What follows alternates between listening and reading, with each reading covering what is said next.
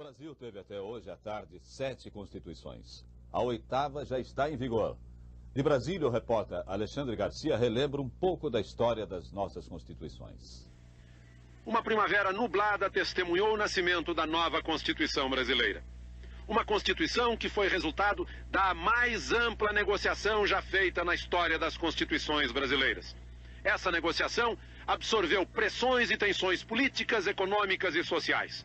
Misturou diversos partidos políticos e diversas ideologias. E obteve maioria em 559 cabeças. Disso nasceu a Constituição de 88, a 8ª do Brasil. Declaro promulgada o documento da liberdade, da dignidade, da democracia, da justiça social do Brasil.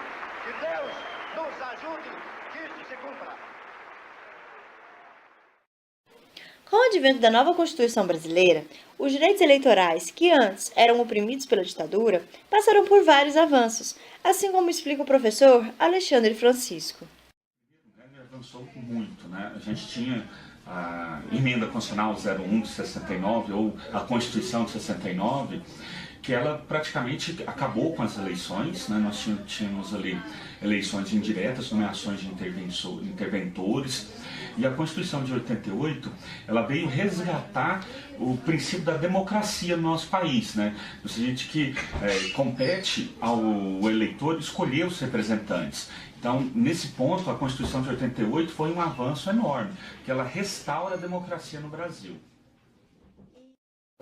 Principais garantias conquistadas pelo direito eleitoral a partir da Constituição de 88. A principal garantia ali é a questão do direito do voto, né? Ela trata a questão do voto do analfabeto, o voto da mulher, né? A questão do analfabeto da mulher é interessante porque foi com Getúlio Vargas, né, em 1932, com a edição de um código eleitoral, a partir da Revolução que ele fez.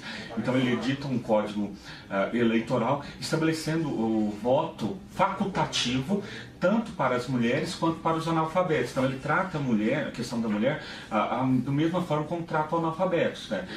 O voto deles são facultativos. Com a Constituição de 88, o voto da mulher se torna obrigatório também, né? Juntamente com o voto do homem, e ainda permite, né, o voto facultativo do analfabeto e traz o voto facultativo para os menores entre 16 e 18 anos, então, dando ali também uma garantia. E para as demais pessoas o voto continua sendo obrigatório, né?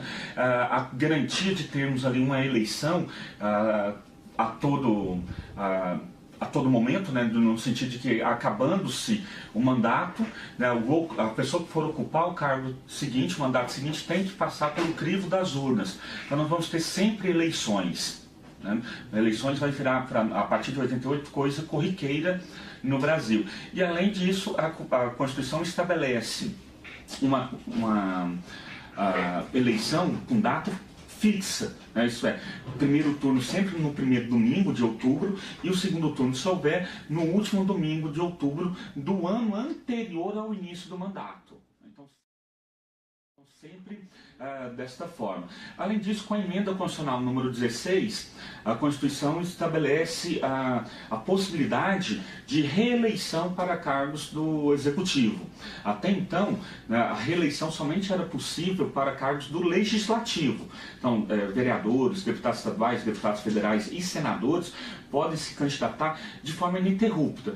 Para os cargos do Executivo, aí a reeleição única no período subsequente ao mandato. Definidos no Código Eleitoral, né? O Código Eleitoral que traz ali uma série de condutas tidas como criminosas no aspecto eleitoral. E aí algumas dessas condutas não foram recepcionadas, né, pela Constituição nossa. Por quê? Porque o Código ele é de 1965. Né? Código Eleitoral. Então veja que coisa interessante. 1965 foi o início da ditadura. E a ditadura edita um Código Eleitoral quando não se tinha sequer eleição. É totalmente contraditório e paradoxal essa situação. E ela estabelece nas possibilidades de eleição situações de extrema intolerância. Por exemplo, um crime do Código Eleitoral furar fila. Então você, no dia da eleição, furou fila, ali é considerado crime, né? E assim, várias outras condutas que a gente tem, né, no Código Eleitoral, que não foram recepcionadas exatamente porque violam a garantia do cidadão eleitor, né? E outros ali foram recepcionados pela Constituição e permanecem. Mas assim, são vários crimes, então a gente teria que pegar o Código Eleitoral, quase 70 capítulos, e 70 artigos, né? E artigo por artigo para ver o que foi recepcionado e o que não foi recepcionado. Apesar dos grandes avanços com a Constituição de 88, as mudanças continuam ocorrendo. Em 2010, o anseio popular fez nascer a Lei da Ficha Limpa. Artigo 14, parágrafo 9 da Constituição Federal, fala que lei complementar vai dispor sobre outros casos de inelegibilidade que não estão previstos na Constituição, visando assegurar, né, a moralidade administrativa e a vida pregressa dos candidatos. Nesse sentido, foi editado primeiro a Lei Complementar 64 de 90, né? E aí ela trazia ali alguns casos de inelegibilidade. Qual que é o maior problema dela? Ela exigia o trânsito em julgado das ações, seja ações penais, seja ações civis, que condenava esse cidadão. E somente após o trânsito em julgado é que se poderia ele ficar inelegível. Primeiro ponto, então demorava. Segundo ponto, o prazo de inelegibilidade era muito curto, era apenas 3 anos. Então o camarada cometia algum ilícito no início, na campanha eleitoral dele, né, demorava a chegar no trânsito em julgado, e aí ele cumpria o mandato dele todinho, e ainda poderia se candidatar à reeleição, porque o prazo de 3 anos de inelegibilidade já teria passado. Então veio a Lei Complementar 135 de 2010, chamada, né, de Lei da Ficha Limpa, 20 anos depois, né, e ela vai estabelecer casos de inelegibilidade também, né, alterando a lei sensivelmente, dizendo, olha, não precisa mais do trânsito em julgado.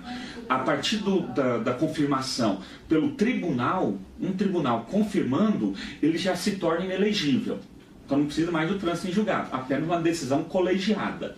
Segundo ponto, passa de 3 anos de inelegibilidade para 8 anos de inelegibilidade. Ou seja, ele vai ficar no mínimo ali, vamos calcular, 2 mandatos para o Executivo e 1 mandato, se for o caso, para senador da República, que são 8 anos. Esses foram os grandes avanços, né, que a lei complementar veio trazer. E um terceiro avanço também, que a gente tem que retratar, os parlamentares, quando eles eram acusados de alguma coisa e que iam instaurar algum processo administrativo na própria Casa Legislativa, que pudesse resultar ali na cassação do mandato dele, né, e também a inelegibilidade, ele fazia o quê? Ele renunciava. E aí, renunciando, ele poderia se candidatar imediatamente. Não tinha nenhuma sanção com relação a ele. Então a Lei Complementar 135, ela falou, olha, quem renunciar com a finalidade de evitar um processo de cassação, também ficará inelegível por 8 anos. Tá? Então esses eu calculo que sejam os 3 principais pontos da Lei da Ficha Limpa. Agora, a minha crítica que eu faço é que a gente precisa de uma Lei da Ficha Limpa porque o eleitor não sabe votar. A partir do momento que o eleitor soubesse votar, né, eu não precisaria da Lei da Ficha Limpa. Para mim, não seria nenhum problema o Marcola, Fernandinho Beiramar pudessem candidatar. O meu problema é o Fernandinho Beiramar e o Marcola se candidatarem e eleitores votarem nele. Eleitores que votam dizendo, olha, ele rouba, mas faz. Então, enquanto a gente tiver essa mentalidade, melhor nós termos a Lei da Ficha Limpa. E a sociedade? O que pensa sobre a importância do voto? Eu não me lembro bem quando a primeira vez que eu votei, não, mas certamente deve ser, né? A gente vai e volta com toda empolgação que a gente vê, eu vejo pela minha filha, né? Que ela quer votar porque ela acha, né, que o voto dela faz diferença, né? Muitas vezes faz, né? A gente pode ver que o voto também, ele não depende só de mim, né? Ele depende de várias pessoas pensando igual a mim, né? Então, a gente pega e vota com aquela todo entusiasmo, achando que vai conseguir mudar, né? Vai conseguir fazer uma mudança, né, de pensamentos. Mas se não tiver uma grande pessoa pensando, né, da forma que eu também penso, eu sozinho não consigo, né? Uma andorinha só não faz verão. Quando eu nunca deixei de votar, né? Quando eu fiz completei a idade certa, eu sempre votei. A diferença para mim não está muito ligada a mulher poder votar. A diferença para mim está no momento em que eu desencantei. Que agora eu não tenho por que votar, por quem votar, ou em quem votar. Porque eu não tenho mais confiança. Não confio mais nos políticos no Brasil. Sabe, eu sei que eu não posso generalizar, mas é muito difícil encontrar um político que corresponda às necessidades, aquilo que a gente já sei, que a população, né, precisa realmente. A gente vê, outro dia eu estava vendo um documentário na Suécia, que o imposto é altíssimo, mas todo mundo é feliz em pagar o imposto, porque o imposto tem retorno para a sociedade, né? As crianças estudam lá, começam crianças e vão até fim da universidade de graça. E é o melhor ensino que existe.